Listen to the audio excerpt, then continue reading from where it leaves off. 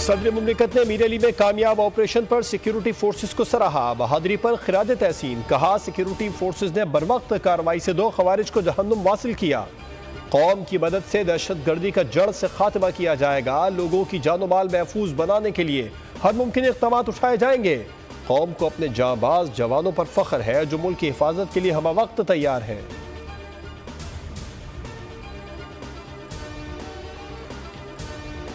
और कराची में airport signal के करीब खुदकुश धमाके की तफ्तीश में बड़ी पेशरफ्त। तफ्तीशी हुकाम का मलीर में छापा। दहशत गर्द का करीबी रिश्तेदार जेर हिरासत।